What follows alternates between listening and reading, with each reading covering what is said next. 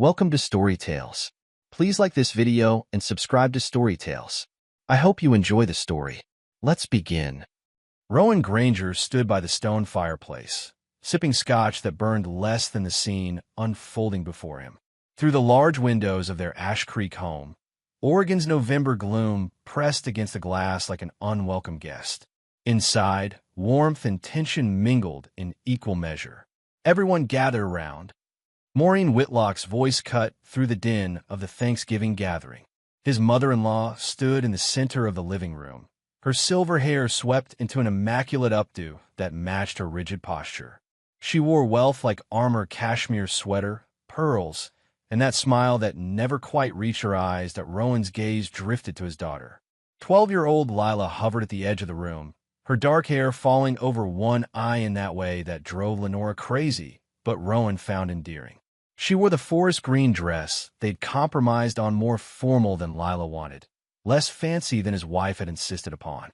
"I have special gifts for all my grandchildren this year," Maureen announced, gesturing to the velvet pouches arranged on the coffee table. "Something to remind each of you of your place in this family." Rowan watched the cousins scramble forward, Lenora's nieces and nephews, all perfectly groomed like show ponies. Their excitement seemed to push Lila further into her corner, but Rowan saw the hope flickering in her eyes. "Madison, this bracelet has the Whitlock family crest," Maureen said, fastening a silver chain around her granddaughter's wrist. "Tyler, your grandfather's cufflinks for when you're old enough to wear them properly." One by one, Maureen distributed heirlooms and treasures, each with a story, each with meaning. Lila took a hesitant step forward when the last child had been called, her hands clasped tightly in front of her. Rowan felt his jaw tighten. He looked to his wife of 2 years, Lenora, who stood beside her mother with that practice smile, the one she used at parent-teacher conferences and neighborhood potlucks. The counselor smile, the one that said, "I'm listening, I care," when she was already formulating judgments. "Is there something for me, Grandma Maureen?" Lila's voice was small but clear. The room fell silent. Maureen's smile thinned to a line as she looked at Lila with cool assessment. "Oh dear, these are family heirlooms," she said, each word precise and cutting. "She's not really family." Tom seemed to stop. Rowan's grip tightened around his glass as he watched his daughter's expression crumble, tried to make sense of the words hanging in the air. He looked to Lenora, waiting for her to step in, to say something, anything to defend his daughter. Their daughter, as she'd promised to be when they married. Instead, Lenora shifted uncomfortably, smoothing her dress before offering a weak smile. "Mom's just being honest, Lila. These are Whitlock family treasures. You understand." Rowan saw the exact moment Lila's heart broke. It was in a slight quiver of her lower lip before she pressed them firmly together, in a way her shoulders squared, as if bracing against a physical blow.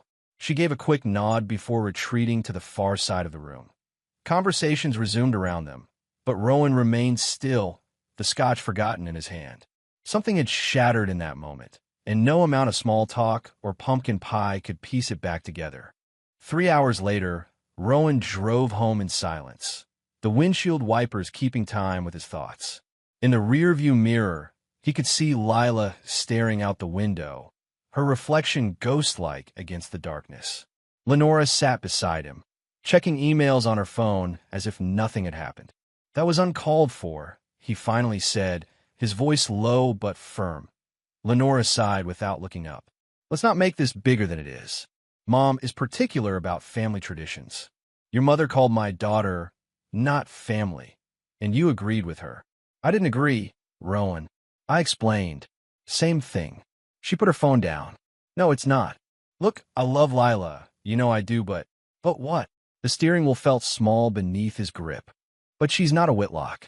Those gifts were Whitlock family heirlooms passed down for generations. Mom wasn't trying to be cruel." Rowan glanced again at Lila in the mirror. Her headphones were on now, but he knew his daughter well enough to recognize when she was pretending not to listen. "We're here," he said, pulling into their driveway. Their home was modest compared to Maureen's estate, a 2-story craftsman with a wide porch that Rowan had restored himself. Before the accident, before everything changed. Once inside, Lila disappeared upstairs without a word. I'm going to check on her, Rowan said. Lenora caught his arm. Give her space. She'll be fine. She won't be fine. She was humiliated today. Lenora's expression hardened. My mother has been through enough, Rowan. Her health isn't good, and the last thing she needs is drama. Drama? Rowan pulled his arm free. Is that what you call standing up for our family? You're overreacting, and you're not reacting enough. As he climbed the stairs, memories of his life before Lenora surfaced like debris after a storm. 6 years ago, he'd been respected throughout Ash Creek. A contractor who built homes for people, who fixed what was broken. Then came the fall from a second-story framework, the shattered leg that never quite healed right, the pain medication that dulled more than just physical agony.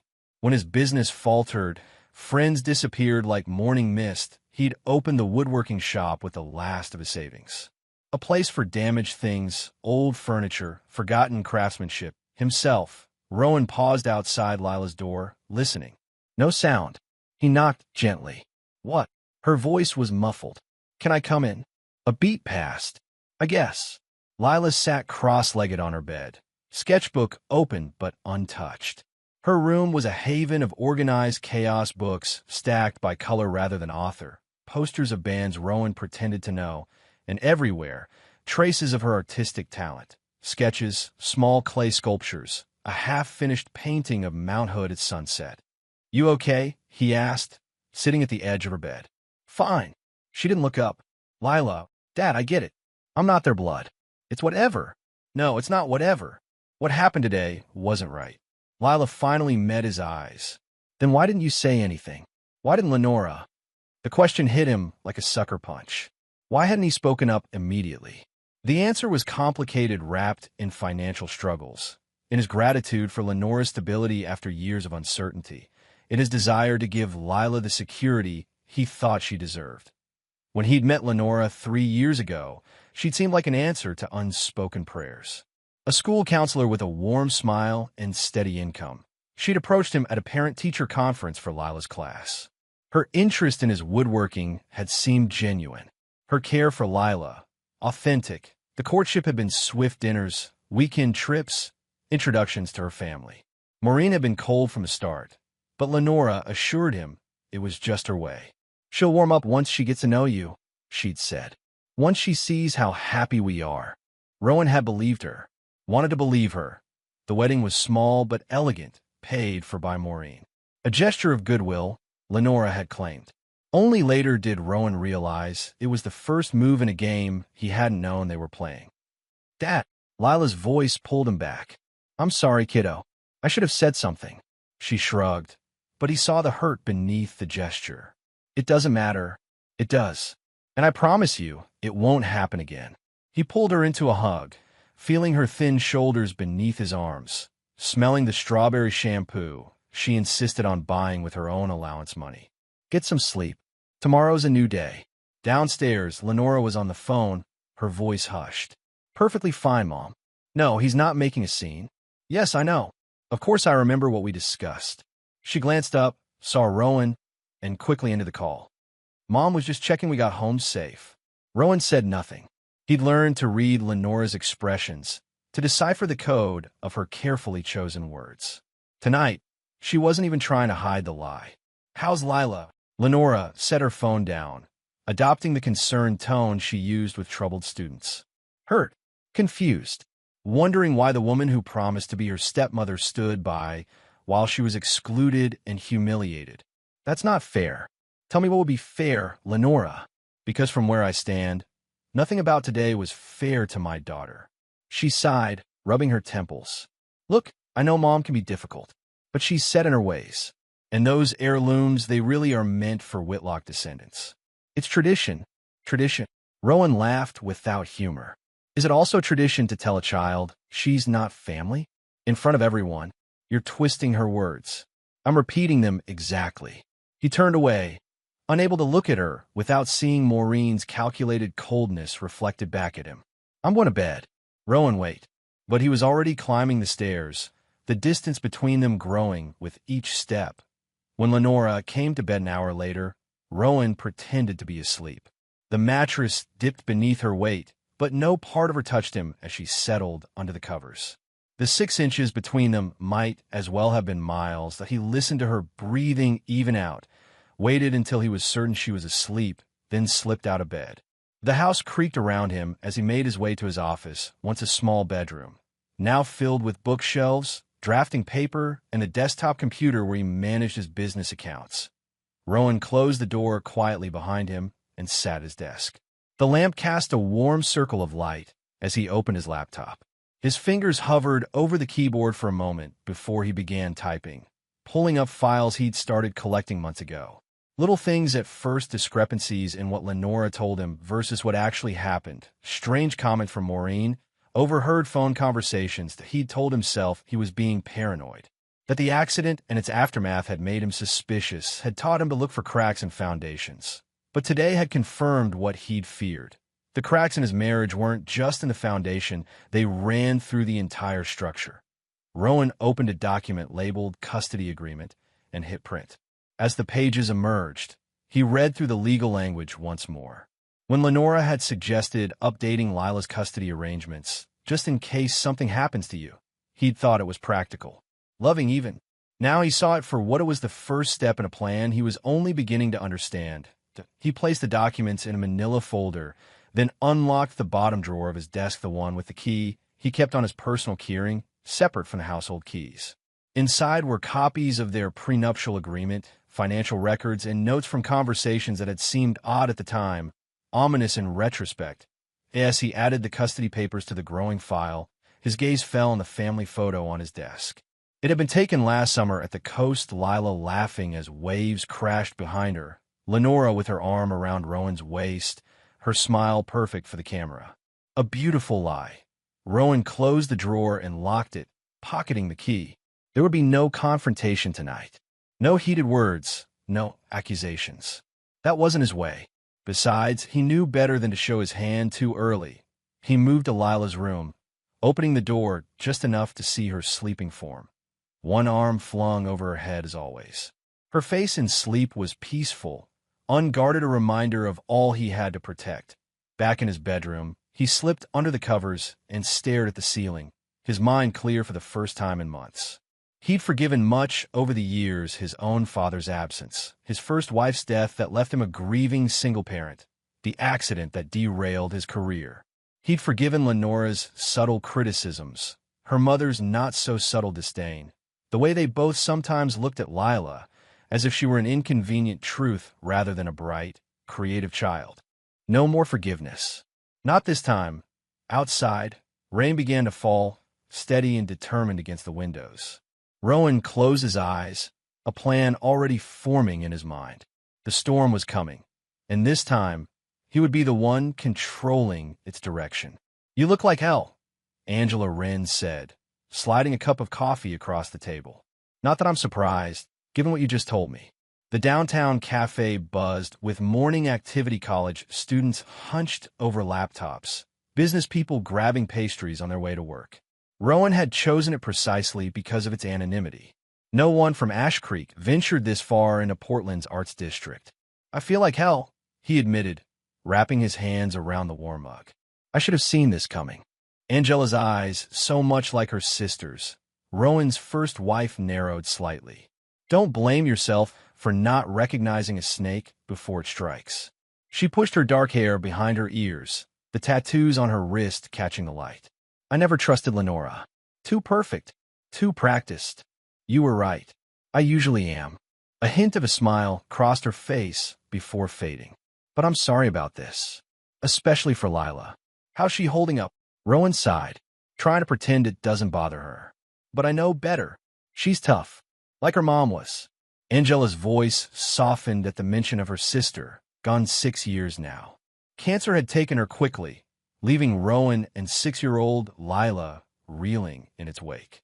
"I need a favor," Rowan said after a moment. "Lenora's been hinting that Lila should go to some sleepaway camp this summer. 3 months, very exclusive. I didn't think much of it, but now I'm wondering if it's the first step to something else." "Let me guess, Maureen suggested it." "How'd you know?" "Because that woman has been trying to control every aspect of your lives since day one." Angela took a sip of her own coffee. What's the favor? I need someone to watch Lila when I can't. Someone I trust completely. Done. No hesitation, no questions. I'd pay you. Don't insult me. She set her cup down with a decisive click. Lila is my niece. The only family I have left besides my disaster of a brother. Relief washed through him. Thank you. Don't thank me yet. What's your plan, Rowan?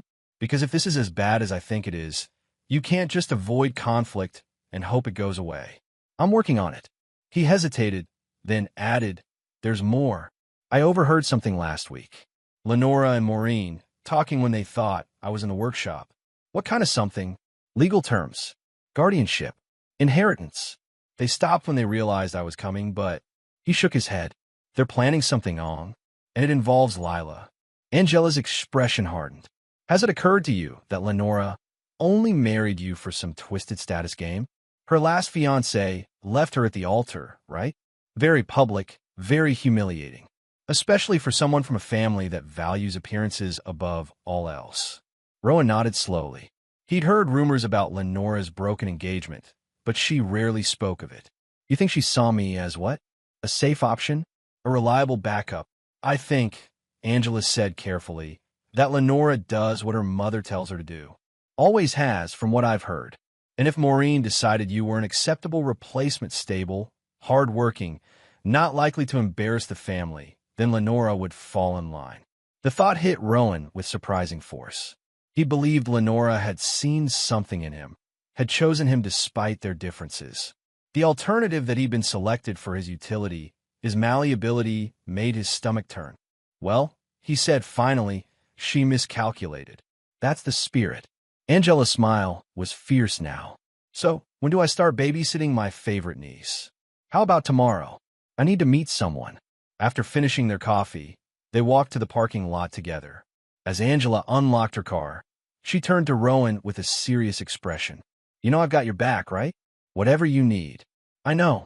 He hugged her briefly. Tell me something, did you ever like Lenora? Honestly? No. She reminded me of those girls in high school who'd smile to your face while deciding where to stick the knife. Angela slid into the driver's seat.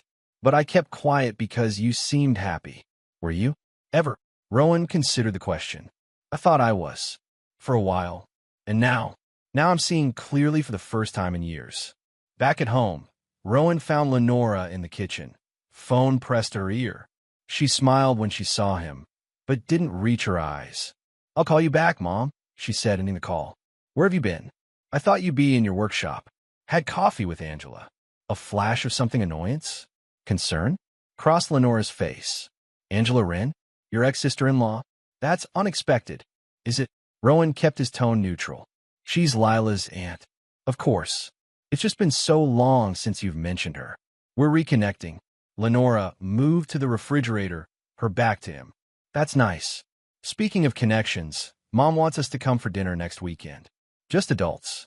And Lila, Mom thought it might be boring for her. All business talk, you know how it is. I'll ask Angela to watch her. Lenora turned, surprise evident. You've already arranged that? Just now, actually. Rowan kept his expression mild, giving nothing away. Problem? No problem. She smiled again, that counselor's smile. It's good she'll be with family. The emphasis was slight but unmistakable. Rowan let it pass, watching as Lenora returned to preparing dinner. Her movements were efficient, practiced just like everything else about her. Later, as they ate in near silence, Rowan caught snippets of Lenora's one-sided conversation with Lila. Questions about school, comments about her outfit choice, subtle criticisms disguised as helpful suggestions. Lila answered politely but briefly, her eyes darting occasionally to Rowan as if seeking rescue. After dinner, Lenora excused herself for a bath. The moment she was upstairs, Lila's shoulders relaxed visibly. Hey, Rowan said, gathering plates. You remember your Aunt Angela? Lila frowned. Mom's sister. No, your mom's sister. My first wife's sister. The distinction felt important suddenly. The one with the tattoos who sent you that art set last Christmas. Recognition dawned. Oh yeah, she's cool. She's going to watch you next weekend while I go to dinner with Lenora and Maureen. Lila's face fell. Why can't I come? Trust me, you don't want to. But I thought maybe afterward, you and I could do something. Just us. A small smile. Like what? Whatever you want. Can we go to Powell's? The big bookstore downtown. Absolutely. As he loaded the dishwasher, Rowan heard Lenora's phone buzz on the counter. He glanced at the screen without touching it. A text from Maureen. Call me when he's not around. We need to discuss the summer arrangements and the meeting with G. Gideon Mars, Rowan guessed. Maureen's lawyer. The pieces were falling into place, and Rowan didn't like the picture they were forming. You want the good news or the bad news? Gideon Mars asked, leaning back in his leather chair. His office overlooked the Willamette River, the afternoon sun glinting off the water. Rowan had known Gideon since high school, the smart-mouthed kid with a knack for debate, who'd gone on to become one of Portland's most sought-after family lawyers. They'd lost touch over the years, but reconnected after Rowan's accident, when Gideon had helped him navigate the insurance maze. Bad first. Gideon nodded, sliding a document across the polished desk. You signed this 2 months ago, according to the date. Rowan scanned the page, recognition dawning. This is the Guardian contingency form Lenora said was standard for blended families. There's nothing standard about it. Gideon pointed to a paragraph near the bottom. This clause gives Lenora partial custody of Lila if you become incapacitated, a term that's left deliberately vague. Could be physical injury, mental health issues, even substance abuse. Rowan's blood ran cold. I was on pain medication after the surgery on my leg. Prescribed, legal, which could be twisted into dependency with the right spin. Gideon's expression was grim. There's more. This rider, the one initialed here, allows for Lenora to petition for full custody if the partial arrangement proves untenable. She wouldn't. She might not. But Maureen would. Gideon leaned forward. Look, I don't want to overstep, but Maureen Whitlock has a reputation. Old money, old grudges, old ways of doing things. If she decides someone isn't worthy of her family name, she doesn't just cut ties, she destroys them. Rowan ran a hand over his face. What's the good news? The document isn't filed yet. It's prepared, signed, but not submitted to the court. Which means we have time. Time for what? To build your case. Gideon pulled out another folder. I've drawn up new documents, ones that protect Lila's interests and yours. We need to get these filed before they move on theirs. Rowan looked at his old friend with newfound appreciation. Why are you helping me like this? A shrug. Because I remember what you did for me junior year when those seniors were using me as a punching bag. Because your kid deserves better. Because I've seen what Maureen Whitlock does to people who cross her, and I don't want that happening to you. What does she do?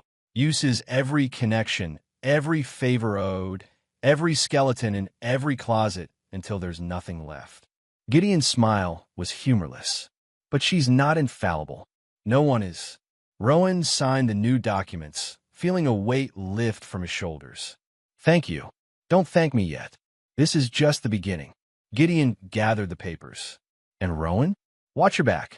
If they're already preparing custody documents, they're serious. As Rowan drove home, pieces of the puzzle continued falling into place. Lenora's sudden interest in his medication after the surgery. Her suggestion that he see a therapist for anger issues he didn't have. The pamphlets for boarding schools that had appeared on her desk. They weren't just trying to separate him from Lila, they were building a case against him. That'd be why the time he reached home, anger had hardened into resolve. This wasn't just about his marriage anymore. This was about protecting his daughter from people who saw her as an obstacle rather than a child deserving of love and stability. Lenora was in the kitchen when he arrived, chopping vegetables with precise movements. How was your day? She asked without looking up. Productive. Yours. Fine. Mom called. She wants to move the dinner to her house instead of the restaurant. More private. Fine by me. She glanced up, seemingly surprised by his easy agreement. Really? I thought you might object. Why would I? It's just dinner. A flicker of suspicion crossed her face before she masked it with a smile. Great. I'll let her know. Rowan dropped his keys on the counter, deliberately casual. By the way, I ran into Gideon Mars today. Remember him? From the insurance stuff after my accident. The knife paused mid-chop. Vaguely. He's doing well. Family law now. Very successful. Rowan watched her closely. It's good to have friends in useful places, isn't it? Lenora resumed chopping. her movements slightly less fluid. I suppose so. Where's Lila? Upstairs. Homework. The knife came down with more force than necessary. Rowan, is everything okay? You seem different lately. He smiled, the expression not reaching his eyes. Everything's fine. Why wouldn't it be? As he climbed the stairs to check on Lila, Rowan knew the battle lines had been drawn. Lenora would be calling Maureen the moment he was out of earshot, reporting this conversation, analyzing his behavior. Let her. He'd stopped being predictable the moment he'd discovered their plans. Can I see that one? Lila pointed to a small wrapped box on the gift table. The birthday party for Tyler Lenora's sister's son was in full swing. The backyard of Maureen's estate transformed into a carnival complete with a small carousel and cotton candy machine. The hostess, Madeline Lenora's sister and Maureen's younger daughter, smiled with cold politeness. Oh, that's special for Tyler from Grandma. Family tradition, you know. The emphasis on family wasn't lost on Rowan, who stood nearby pretending to admire the elaborate cake. 3 weeks had passed since Thanksgiving, and the pattern had only become more obvious. Lila was being systematically excluded while maintaining the thinnest veneer of inclusion. She'd been invited to the party, but not included in the games. Given a seat at the table, but no party favor. Always on the outside, looking in. Lila's face fell for just a moment before she recovered. Cool. I'm going to get some cake. Rowan watched her walk away, shoulders squared against rejection. Pride and fury warred within him, pride at her resilience, fury at the necessity of it. She's handling it well, Lenora said, appearing at his side. Handling what well? You know. She gestured vaguely. The family dynamics. You mean being treated like an unwanted house guest by your family? Yeah, she's a trooper. Lenora sighed. Rowan, please. Not here. Where then? When? Because it's been weeks, Lenora, and nothing's changed. These things take time. Mom is set in her ways, and you're all too happy to let her be. Rowan stepped back, creating distance between them. I'm taking Lila home. The party's not over. It is for us. He found Lila sitting alone at an empty table, picking at a slice of cake. Hey, kiddo. Ready to go? She looked up, relief evident. Can we? Without being rude, we can. And honestly, I don't care about being rude right now. As they walked to the car, Lila was quiet, lost in thought. It wasn't until they were halfway home that she spoke. Dad, why do they hate me? The question hit him like a physical blow, harder because he'd been expecting it, dreading it. They don't hate you, Lila. Then why do they treat me like I'm nothing? He gripped the steering wheel tighter. Because they're broken people. And broken people sometimes try to break others to feel better about themselves. Am I broken? God, no. Rowan glanced at her, heart aching at the genuine uncertainty in her voice. You're perfect exactly as you are. Then why doesn't Lenora stick up for me? She promised she would when you guys got married. She said we'd be a real family. The betrayal in her voice cut deep. Rowan had asked himself the same question countless times over the past weeks. Sometimes people make promises they don't intend to keep. That's lying. Yes, it is. They drove in silence for several minutes before Lila spoke again. I heard you and Lenora fighting last night. About me. Rowan winced. He tried to keep their arguments private, but the walls in their home were thin. I'm sorry you heard that. Don't be. I'm glad you stood up for me. Her voice was small but certain. Nobody else does. When they arrived home, Rowan made a decision. Get changed into something comfortable. I want to show you something. 10 minutes later, they stood in his workshop behind the house. The converted garage smelled of sawdust and varnish, familiar, comforting scents that had defined much of Rowan's life. What do you think? He gestured to a half-finished piece of furniture in the corner, the beginnings of a chest, the wood of warm cedar that glowed in the afternoon light. Lila ran her hand over the smooth surface. It's beautiful. What is it? It's going to be a hope chest. They used to be traditional gifts for daughters of place, to keep special things, memories, treasures. Rowan picked up a piece of sandpaper. I thought we could build it together. Something that's just ours. Really, for the first time in weeks, genuine excitement lit up her face. You let me help? I'm counting on it. Here. He handed her the sandpaper. Start with this piece. Nice and smooth, following the grain. As Lila carefully began sanding, her brow furrowed in concentration, Rowan felt a moment of perfect clarity. This connection, this shared creation was worth fighting for. Worth any battle that lay ahead. Dad, Lila looked up, dust on her cheek. Can I put a secret compartment in it? For special stuff? He smiled. Absolutely. It's your chest. We'll make it exactly how you want it. Hours passed as they worked side by side, the tension of the day dissolving in the rhythm of their shared task. When Lenora's car pulled into the driveway, Rowan checked his watch, surprised by how late it had gotten. We should clean up, he said. Dinner time. Lila brushed sawdust from her clothes. Can we work on it again tomorrow? Every day until it's finished. As they walked back to the house, Lila slipped her hand into his something she hadn't done in months, claiming she was too old for that kid stuff. The simple gesture nearly undid him.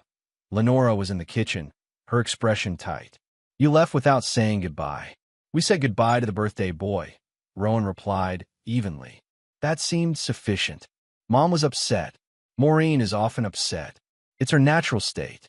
Lila slipped away to wash up, leaving them alone in the kitchen. What were you doing in the workshop? Lenora asked, her tone carefully modulated. Working on a project with Lila. What kind of project? The question seemed innocent, but Rowan caught the calculation behind it. A cedar chest. For her. Like a hope chest. Lenora's laugh was forced. How old-fashioned. Some traditions are worth keeping. He moved past her to wash his hands at the sink. Unlike treating a child like an outsider in her own family. We're back to that. We never left it. Rowan dried his hands, turning to face her fully. Your family has made it clear where Lila stands. And you've made it clear where you stand. With them. That's not fair.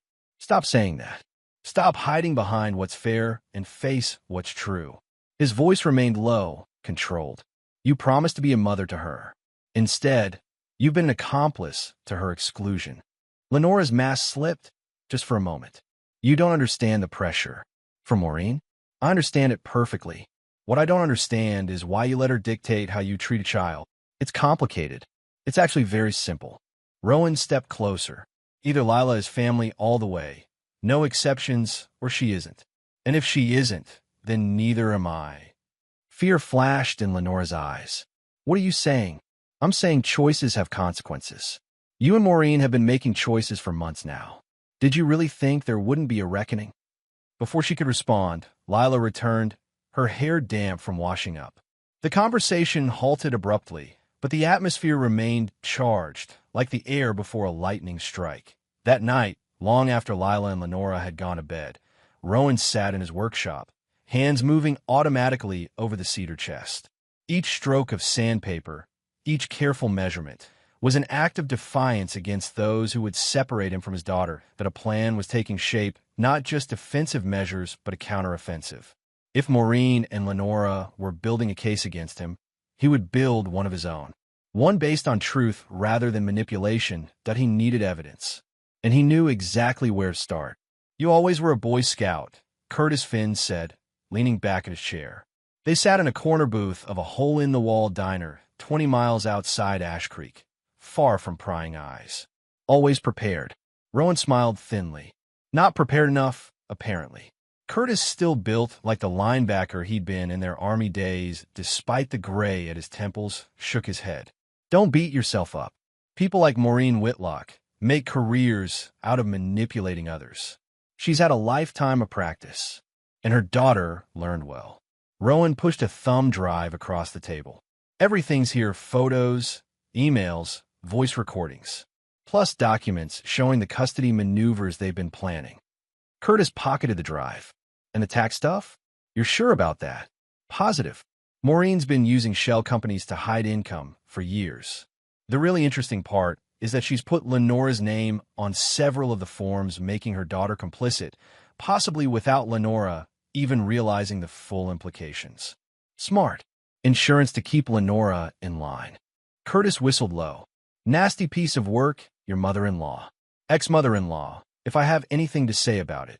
You sure about this, Rowan? Once I start making calls, there's no going back. These people have resources, connections. Rowan didn't hesitate. I'm sure. They're trying to take my daughter. I'm not giving them a chance. Curtis studied him for a long moment. Okay, I'll make the calls. My contact at the Tribune owes me a favor, and I know people at the state tax office will be very interested in these documents. No moves yet, just prep work. I'll give the signal when it's time. Your call. Curtis signaled for the check. How's Lila handling all this? Better than she should have to. She's strong, like her old man. Curtis clapped him on the shoulder as they stood to leave. When's the Christmas party at Whitlock Manor? That's when you're planning the grand finale, right? Next Saturday. Everyone will be there, family, friends, business associates. The perfect audience. Outside, snow had begun to fall, dusting the parking lot with white. Curtis paused by his truck. You know, most men will have walked away by now. Divorced quietly, shared custody moved on. Most men aren't watching their child be systematically rejected by people who promised to love her. Rowan's breath clouded in the cold air. Besides, a quiet divorce is exactly what they want. It would solve their Lila problem halfway. I'd have her part-time. They'd have a Lenora free of complications. And you're not giving them what they want. Not this time. Rowan extended his hand. Thank you for this, Curtis. Don't thank me yet. Save that for when we're drinking to your victory. Curtis gripped his hand firmly. Just be careful. People get desperate when cornered. On the drive home, Rowan's mind raced through scenarios, contingencies, potential reactions. The plan wasn't just about revenge, though that was certainly part of it. It was about protection, about making sure Maureen and Lenora could never again threaten his daughter's security or happiness. His phone buzzed with a text from Angela. Lila and I are making cookies. She says you better hurry or we'll eat them all. A smile tugged at his lips. Angela had become a constant presence in their lives over the past weeks, stepping in whenever Rowan needed support. Lila had blossomed under her attention, revealing parts of herself that had been hidden during the years with Lenora, her quick wit, her artistic talent, her newfound interest in her mother's family history. The contrast between Angela's genuine care and Lenora's performative affection had become impossible to ignore. Even Lila had begun to see it, asking questions about her real mom that she'd avoided for years. When Rowan arrived home, the house smelled of vanilla and cinnamon. Laughter echoed from the kitchen, a sound that had become rare in recent months. There he is, Angela called as he entered. Just in time for the first batch. Lila turned from the counter, face spotted with flour. Dad, Aunt Angie's teaching me Grandma Wren's secret recipe. Is she now? Rowan hung his coat, warmth spreading through him at the domestic scene. And are you going to share these secret cookies with your old man? Maybe, if you help with the dishes after. Deal. Lenora appeared in the doorway, her expression unreadable as she took in the scene. I didn't realize we were having company for dinner. Angela's not staying, Rowan said smoothly. Just helping with cookies. I can see that. Lenora's smile was tight. How domestic. Angela wiped her hands on a towel, her own smile deliberately bright. Lenora, good to see you. Lila's a natural baker, must get it from her mother's side. The reference to Rowan's first wife was deliberate, and Lenora's slight flinch confirmed she'd caught it. I'll let you all continue, Lenora said stiffly. I have calls to make. After she left, Angela rolled her eyes. Subtle as a brick, that one. Aunt Angie, Lila whispered. You don't have to whisper. Lenora always puts on noise-canceling headphones when she makes her important calls. Rowan and Angela exchanged glances over Lila's head. Good to know, kiddo, Angela said. Now, let's get these cookies in the oven. Later, after Angela had left and Lila was upstairs working on homework, Rowan found Lenora in her study, laptop open before her. Angela seems to be around a lot lately, she said without looking up. She's good with Lila. Rowan leaned against the doorframe. And Lila needs that right now. What's that supposed to mean? It means she needs people who make her feel valued. Included. Love. Lenora closed her laptop with deliberate calm. And I don't do that, do you? Rowan pushed away from the door. Because from where I stand, you've been complicit in every slight, every exclusion, every moment that's made her feel less than. That's not true. It is true. And the worst part? You know it. He turned to leave, then paused. The Christmas party at your mother's, I've decided we're bringing Angela. What? Mom would never. I'm not asking permission. I'm telling you what's going to happen. As he walked away, Rowan heard what he'd been waiting for. The sound of Lenora picking up her phone, dialing her mother. Everything was proceeding exactly as planned. The chessboard was set. The pieces were in motion. And in less than a week, he would deliver a checkmate neither Lenora nor Maureen would see coming. Snow fell in thick, lazy flakes as Rowan pulled up to Maureen's estate. The grand Victorian mansion was ablaze with lights, wreaths adorning every window, a 20-foot spruce glittering in the front yard. Picture perfect, like everything associated with Maureen Whitlock. Wow. Angela whistled from the passenger seat. Subtle. Lila peered through the window from the back seat. Grandma Maureen has the biggest Christmas tree in Ash Creek. She wins the contest every year. Of course she does, Angela muttered. Rowan checked his watch. 6 o'clock exactly, neither early enough to seem eager nor late enough to cause offense. Timing was everything tonight. Everyone ready? He asked, meeting Lila's eyes in the rearview mirror. She nodded, a mix of excitement and apprehension on her face. They discussed what might happen tonight, prepared her as much as possible without revealing the full scope of his plan. Remember, he said gently, no matter what happens in there, we're leaving together. You and me. Always. And me, Angela added with a wink. The awesome Ant package deal. Lila's smile strengthened. Let's do this. Inside, the party was in full swing. The foyer opened into a grand living room where at least 50 guests mingled, champagne flutes in hand. A string quartet played in one corner, nearly drowned out by conversation and laughter. Rowan. Lenora appeared at his side, her smile fixed, her green dress matching the decor perfectly. You're on time. And you brought Angela. As discussed. As promised. He corrected mildly. Angela gave a cheerful wave. Love what you've done with the place, Lenora. Very. Pottery Barn catalog. Lenora's smile tightened. Mother is by the fireplace. She's expecting us. I bet she is. Rowan placed a protective hand on Lila's shoulder. Lead the way. They wove through the crowd, Rowan nodding to familiar faces, neighbors, Lenora's colleagues, Maureen's business associates. He spotted Gideon Mars near the bar, who raised his glass slightly in acknowledgement. Everything was in place.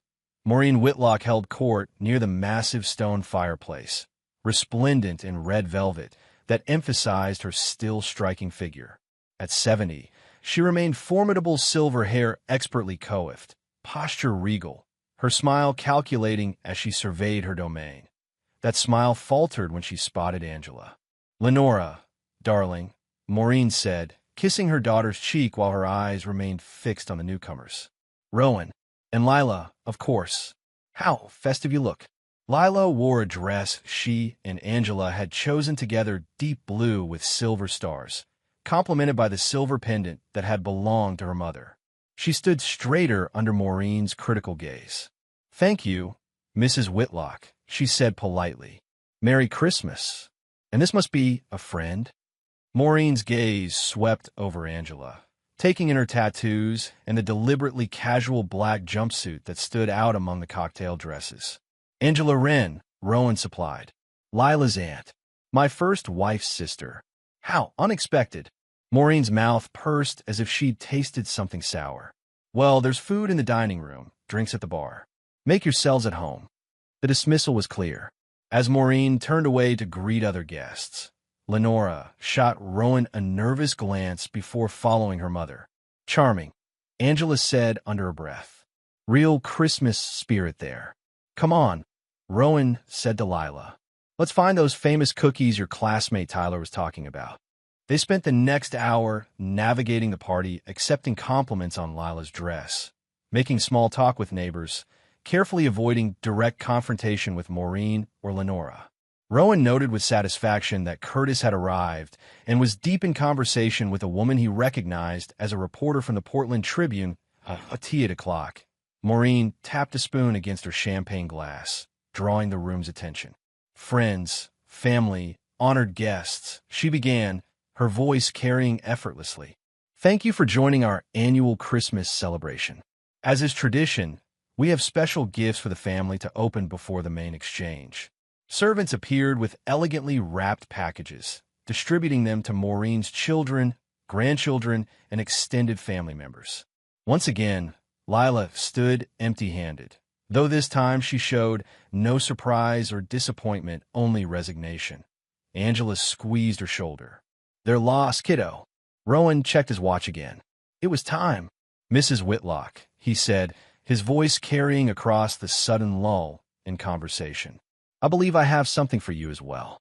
All eyes turned to him as he moved forward, reaching into his jacket to withdraw a small, perfectly wrapped box. Red paper, gold ribbon matching the party's theme exactly. Surprise flickered across Maureen's face, quickly replaced by suspicion. "How thoughtful." "It's the least I could do," Rowan replied, his tone pleasant. "After all, family is about sharing, isn't it?" Maureen accepted the package with reluctant hands. "Indeed. Please," Rowan gestured. "Open it now.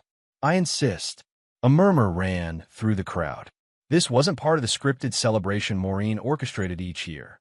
With precise movements, she untied the ribbon and removed the paper, revealing a slim black binder. Her brow furrowed in confusion as she opened it. Rowan watched her expression change as she registered what she was seeing, color draining from her face, eyes widening in shock, then narrowing in fury. "What is this?" she hissed, soft enough that only those closest could hear. "This," Rowan said clearly, "is a collection I've been working on. Photos, signatures, financial documents. Quite an interesting read." Maureen snapped the binder shut. "This is hardly the time or place." "I disagree." Rowan turned to address the room at large. "In fact, I think everyone here might be interested to know that the Whitlock Charitable Foundation is currently under investigation by the IRS. Tax evasion, primarily. Shell companies. Fraudulent deductions. Very thorough work, actually." A shocked silence fell over the room. Lenora pushed forward, face pale. "Rowan, stop this. Right now." "What?" He met her gaze steadily. "Isn't honesty important? Isn't that what your mother always says?" "She's just being honest, right?" Maureen's voice was ice. "You have no idea what you're talking about." "Actually, I do. That's the beauty of documentation." Rowan gestured to the binder. "Every form, every transaction, every shell company from the past 7 years, including those with Lenora's signature on them." Lenora gasped. "What? I never signed." "Oh, but you did." Rowan's smile was without warmth. "Your mother made sure of it. Insurance, I suppose. If she goes down, so do you." Maureen's composure cracked. "How dare you come into my home and make these accusations?" "They're not accusations if they're true." Curtis stepped forward, the reporter beside him. "And copies of those documents are already with the State Tax Office and the Tribune. Ms. Rivera here has been working on quite the expose, haven't you?" The reporter nodded, her expression professionally neutral. "We're publishing tomorrow." "No comment at this time, Mrs. Whitlock." Chaos erupted. Guests began whispering, some edging toward the door. Lenora grabbed Rowan's arm, nails digging through his suit jacket. "What have you done?" she demanded, voice breaking. "Do you have any idea?" "I know exactly what I've done." Rowan removed her hand. "I've protected my daughter from people who see her as a problem to be solved rather than a child to be loved. This isn't about Lila. It's always been about Lila." Rowan stepped back. "From a moment your mother decided she wasn't really family, this became inevitable." Angela appeared at his side, Lila close behind her. "I think it's time we left. This party's about to get really uncomfortable." Maureen's voice cut through the growing tumult. "This isn't over, Rowan." "You're right." He looked at her directly, without fear. "It's just beginning." As they moved toward the door, Lenora followed, her composure shattered. "Rowan, please. We can talk about this. Work something out." He paused, turning to face her one last time. "There's nothing to work out. You made your choice, Lenora. You chose your mother over your family, over Lila, and now you'll both face the consequences. You can't do this to us. I didn't do this to you. You did it to yourselves." He placed his arm protectively around Lila's shoulders. "Goodbye, Lenora." As they stepped out into the snowy night, Lila looked up at him with wide eyes. "Dad, is it really over?" "Not quite," he said softly, "but we're getting there." The drive home was silent, each person lost in their own thoughts. Snow continued to fall, transforming the world into something clean and new, a fitting metaphor Rowan thought for what tonight had set in motion. "You okay, kiddo?" Angela asked Lila, who sat huddled in the back seat. "I think so." She frowned slightly. "I didn't know Lenora signed bad papers." "Neither did she, probably," Rowan said. "Maureen has ways of hiding things in plain sight. But she hid how she felt about me." The question hung in the air, simple but devastating in its clarity. "Yeah," Rowan answered finally. "Exactly like that." At home, Rowan sent Lila up to change while he and Angela sat at the kitchen table, the event of the evening settling around them like dust after an explosion. "That," Angela said, pouring them each a whiskey, "was something else. It's not over yet. What else could possibly?" She was interrupted by the sound of tires on the driveway. Well, that didn't take long. Rowan moved to the window. "It's Lenora. Alone. Want me to stay?" "No. Take Lila upstairs. Use the back stairs. I don't want her to see this." Angela nodded, understanding. "Be careful." The moment she disappeared, the front door burst open.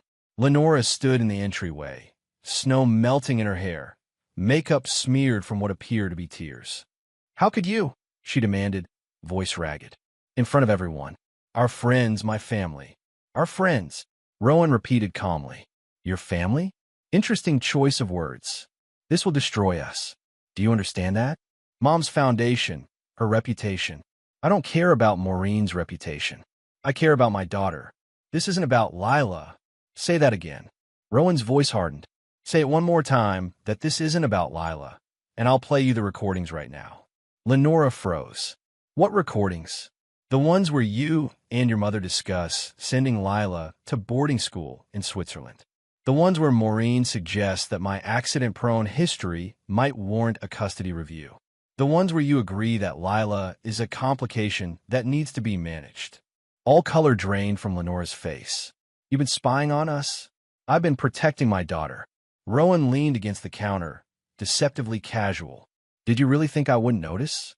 The whispered conversations, the legal documents, the way you both look at her like she's an inconvenience. That's not." "Stop lying." His voice remained level, controlled. "It's over, Lenora. The pretending, the manipulation, all of it." Her expression shifted from shock to calculation. "You can't prove any of this. It's your word against ours. Mom has connections, lawyers." Actually, a new voice said, "He can prove quite a bit." They both turned to see Angela at the foot of the stairs, phone in hand. "I've got the recording right here. The one from Thanksgiving night, when you and Mommy Dearest were in the study discussing how convenient it would be if Lila were somewhere more appropriate for her development." Lenora paled further. "You had no right." "I had every right," Angela countered. "She's my niece, my blood, and unlike some people, I take that seriously."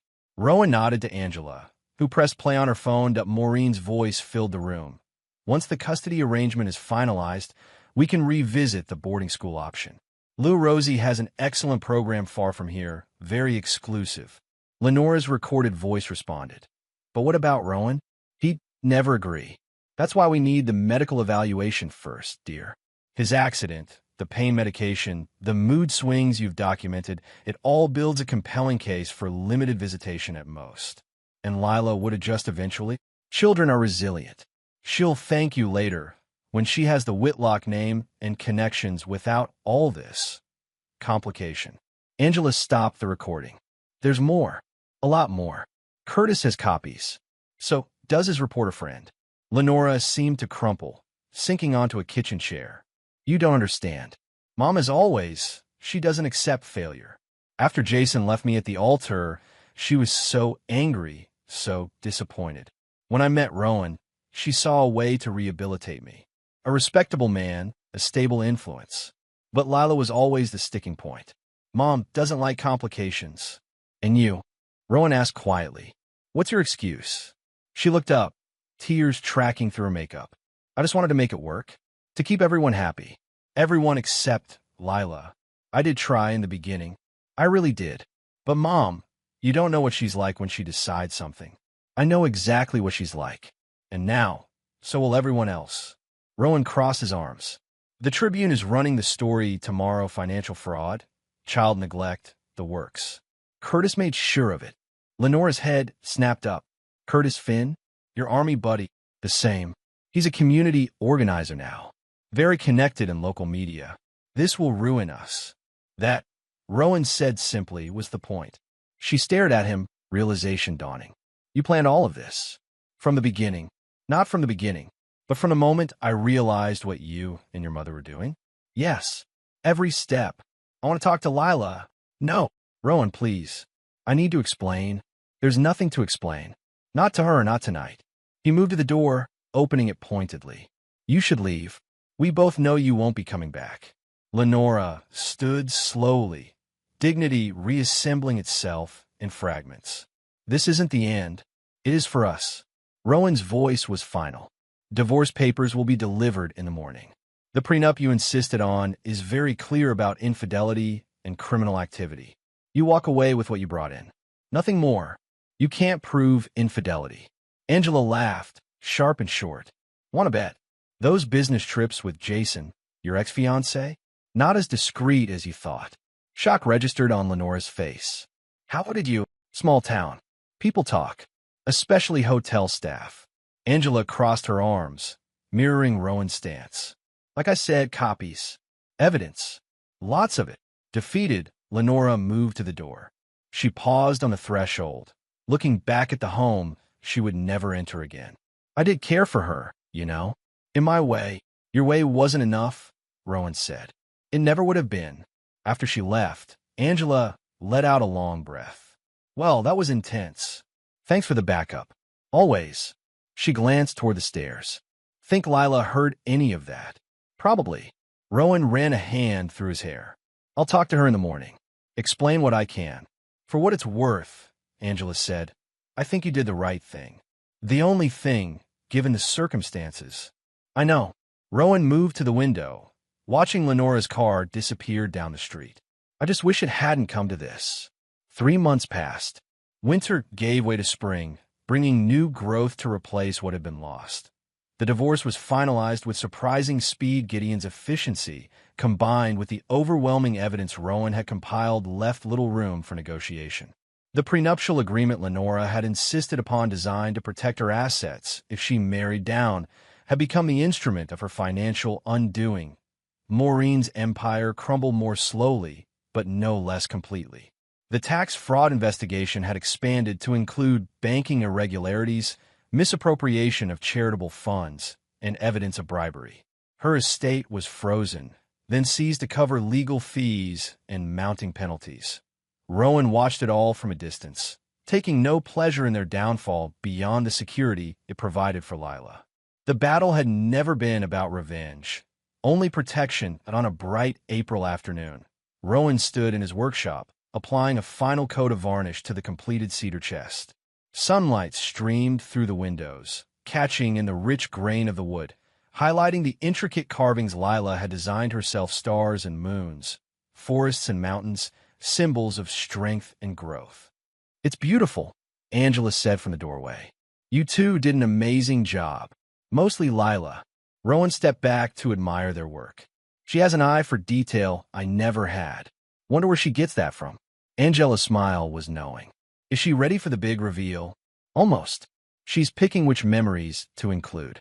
They'd worked on the chest throughout the divorce proceedings, through the media storm that followed the Tribune's expose, through the quiet afternoons when Lila would ask difficult questions about family and belonging. Each session in the workshop had been a form of therapy, a rebuilding of trust and security, as tangible as the chest taking shape beneath their hands. She's different, Angela observed. Stronger, more sure of herself. She is. Pride colored Rowan's voice. She always had it in her. She just needed space to grow, and a father who would move heaven and earth for her. Rowan shrugged, uncomfortable with the praise. Any parent would do the same. We both know that's not true. Angela checked her watch. I should get going. Dinner shift starts in an hour. Thanks for stopping by. And for everything else. That's what family does. She gave him a quick hug before heading out. Call me tomorrow. Let me know how she likes it. After Angela left, Rowan put the finishing touches on the chest, checking each joint and seam one last time. Perfect. Or as close to perfect as human hands could make it. Dad, Lila's voice called from the house. Can I come out yet? 5 more minutes, he called back. Final preparations.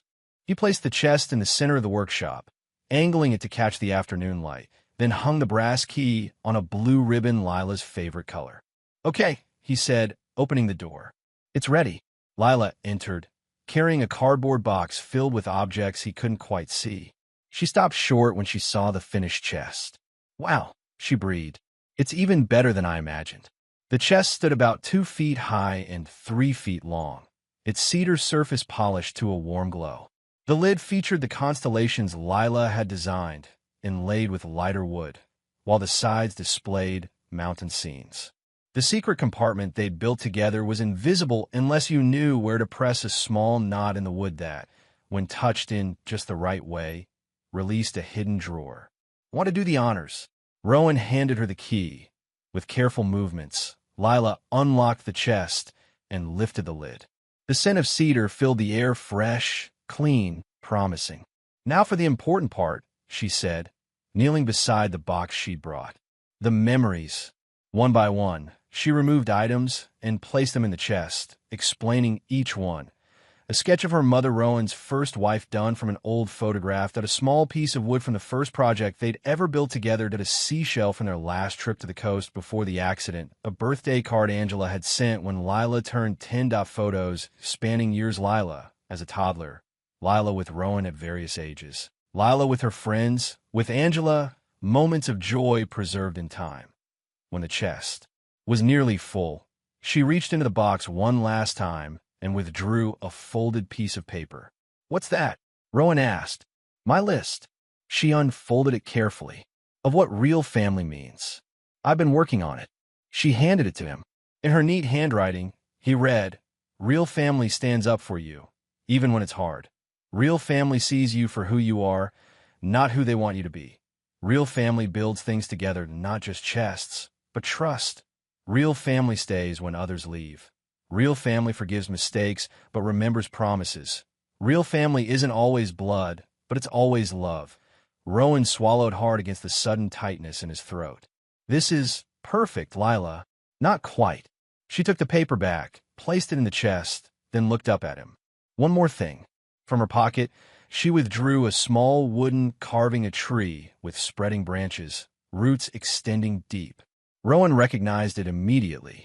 He'd carved it years ago, when Lila was just a baby, a symbol of the family they would build together. I found it in your desk when I was looking for tape, she explained. Is it okay if I put it in? It's more than okay. He knelt beside her. It belongs there. She placed the carving in the center of the chest, arranging the other items around it. When she was satisfied, she closed the lid gently, the lock clicking with soft finality. So, she said, leaning against his shoulder, what happens now? Rowan put his arm around her. This child who had endured so much yet emerged stronger. This girl becoming a young woman before his eyes. Now, he said, we keep building. One day at a time. Together, always together. He looked at the chest, at the memories safely stored inside, at the future stretching before them, uncertain but full of possibility. This is what real family looks like, Lila. This right here. She smiled, the expression reaching her eyes in a way it hadn't for too long. I know, Dad, she said simply. I know. Outside, spring sunshine painted the world in colors of renewal and hope. Inside the workshop, father and daughter sat beside the chest they'd built together, not just of wood and nails, but of resilience and love, of hard-won wisdom and unbreakable bonds. The past was behind them. The future was theirs.